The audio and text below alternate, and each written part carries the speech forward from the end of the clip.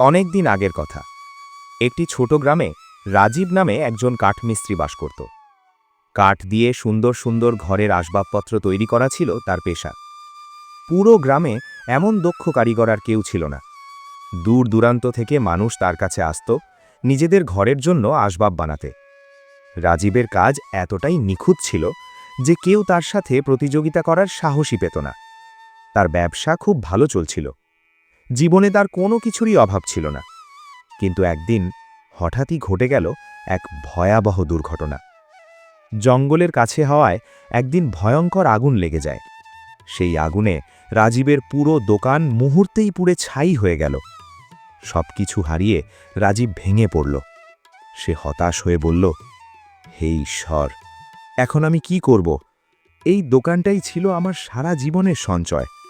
এখন আমি কিভাবে আবার ব্যবসা শুরু করব? সেই দুঃসময়ে তার স্ত্রী সুনয়না তাকে সাহস দিয়ে বলল, দেখো, সময়টা আমাদের জন্য খুব কঠিন, কিন্তু ধৈর্য আর সাহস নিয়ে আমাদের এই পরিস্থিতির মোকাবিলা করতে হবে। তুমি শান্ত হও, আমরা অবশ্যই কোনো না কোনো পথ খুঁজে পাব। কিন্তু রাজীব তখনও খুব চিন্তিত ছিল। কয়েকদিন ধরে তারা অনেক চেষ্টা করল নতুন করে শুরু করার জন্য, কিন্তু কোনো উপায়ই খুঁজে পেল না। এদিকে তাদের সংসার চালানোও কঠিন হয়ে পড়ল। ঠিক তখনই একদিন সুনয়নার খালা তাদের বাড়িতে এলেন। তাদের কষ্টের কথা শুনে তিনি বললেন, তোমরা আগে কেন আমাকে জানাওনি?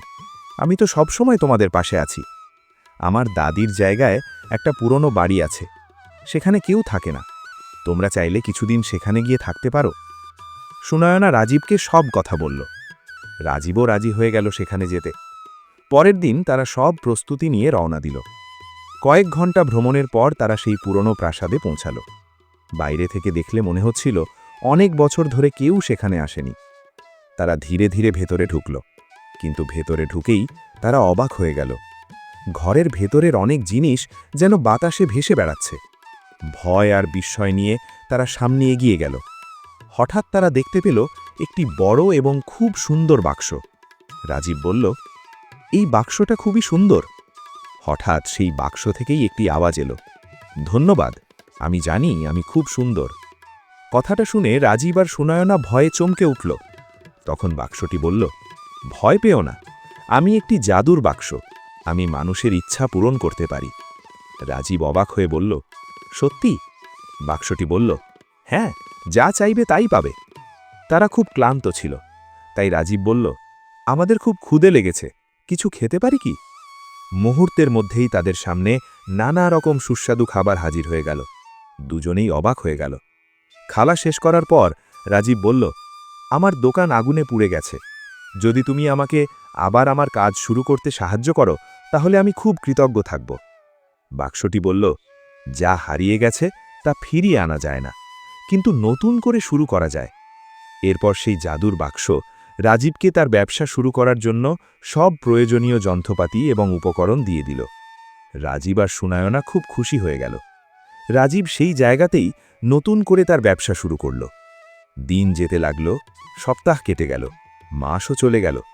রাজীবের পরিশ্রম এবং অভিজ্ঞতার কারণে তার ব্যবসা আবার দ্রুত সফল হয়ে উঠল। কিছুদিন পর তারা জাদুর বাক্সকে ধন্যবাদ জানাল।